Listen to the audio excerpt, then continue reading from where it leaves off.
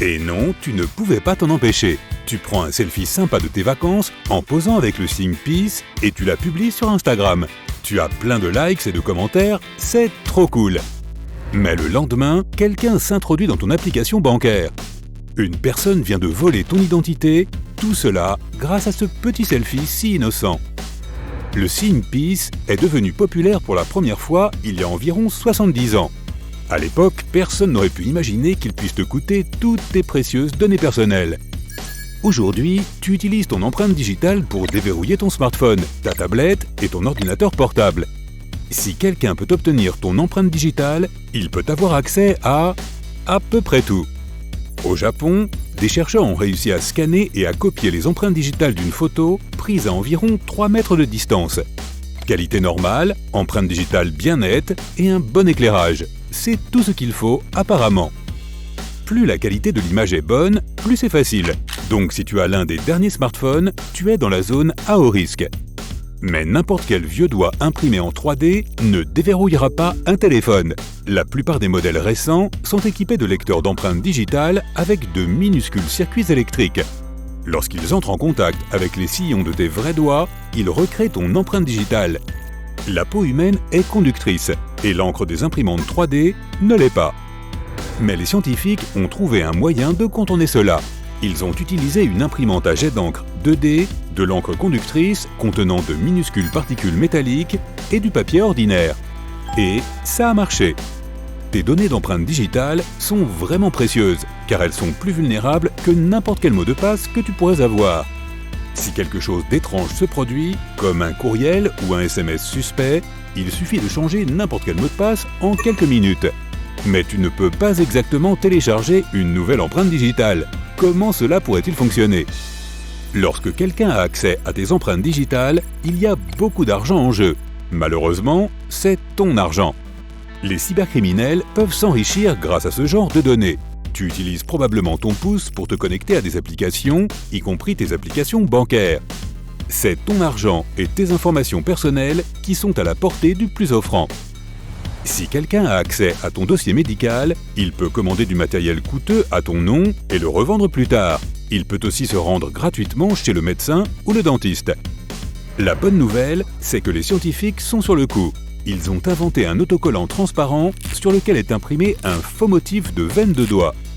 Cela empêchera les gens de voler ton identité, mais te permettra tout de même d'utiliser ton empreinte digitale pour déverrouiller tes gadgets.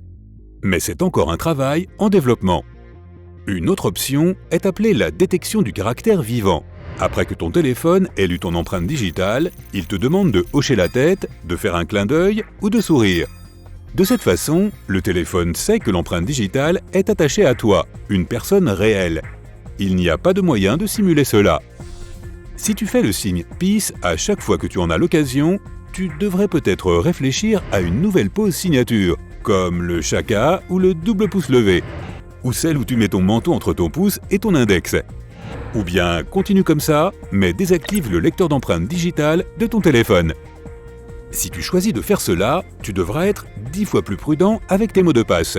Fais preuve de créativité lorsque tu réponds à ces questions de sécurité, celles qu'on te pose lorsque tu oublies ton mot de passe. Si quelqu'un est à la recherche de tes données, il peut facilement trouver le nom de ton école primaire, le nom de jeune fille de ta mère, ton aliment préféré ou ton animal de compagnie. Ne rends pas les choses aussi faciles. Tu peux écrire tes réponses à l'envers ou juste te donner de drôles de mauvaises réponses dont tu te souviendras facilement. De manière générale, partage le moins d'informations possible sur toi-même en ligne. Si tu as le nom de ton animal comme mot de passe, 1. Change-le. 2. Si tu veux à tout prix le garder, ne partage pas les photos du collier avec le nom de ton animal. Les meilleurs mots de passe sont et seront toujours des mélanges aléatoires de lettres et de chiffres. Tu peux aussi utiliser un gestionnaire de mots de passe pour créer un mot de passe plus fort. Si ta banque ou ta compagnie d'assurance te demande de fournir des informations personnelles supplémentaires par courrier électronique, vérifie toujours avec elle avant de communiquer quoi que ce soit. Contacte-les par téléphone et demande-leur s'ils en ont vraiment besoin. Lis attentivement le courrier électronique. Les faux comportent souvent des fautes d'orthographe ou de grammaire, même si l'adresse électronique semble assez légitime.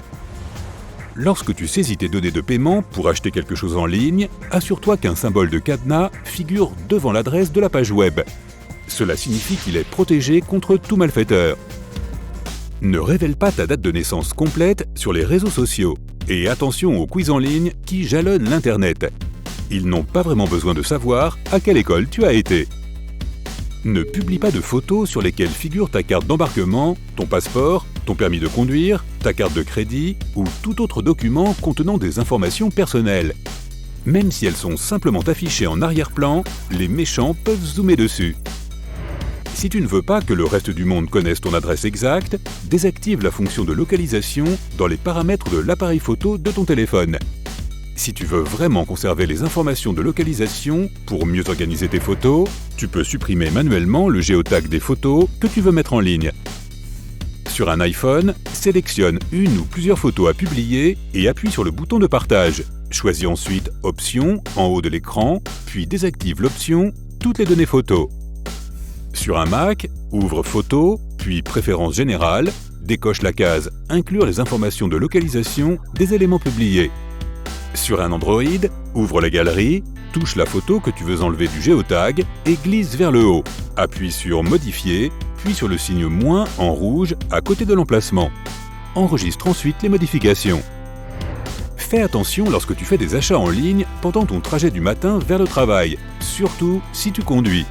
En fait, ne fais surtout pas ça. Mais si tu es dans un bus ou un train, essaie de positionner ton écran de manière à ce que personne d'autre que toi ne puisse le voir.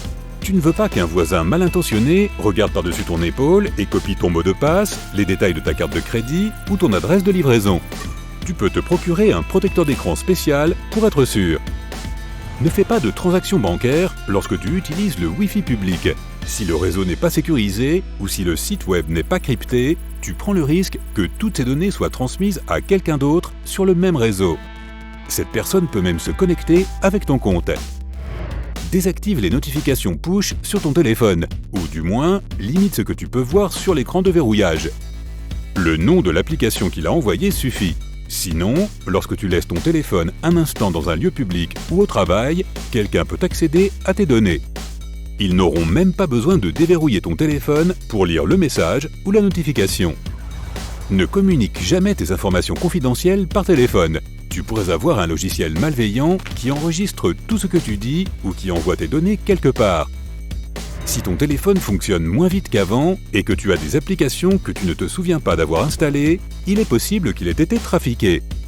Des logiciels malveillants peuvent également s'introduire dans ton téléphone lorsque tu installes une application qui ne provient pas de l'App Store officiel. Lorsqu'une application te demande la permission d'accéder à chaque partie de ton téléphone, c'est un autre signe qu'elle n'est pas digne de confiance.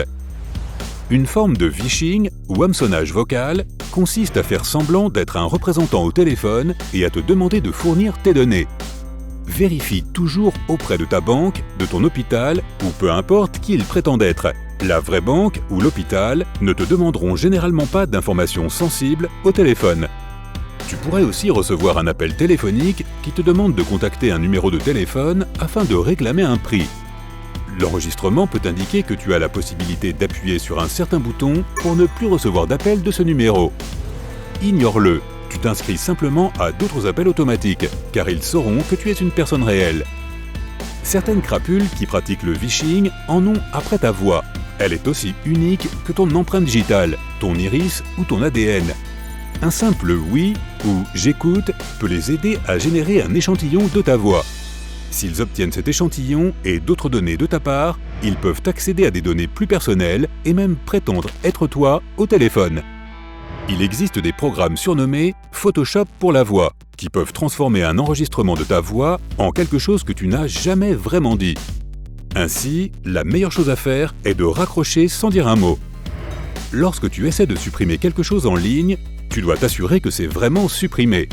Il existe des sites web qui te permettent de voir ton compte Facebook supprimé depuis longtemps avec toutes ces vieilles photos que tu préférerais ne plus partager. Donc si tu cherches des preuves de la vie éternelle, eh bien voilà, c'est cadeau.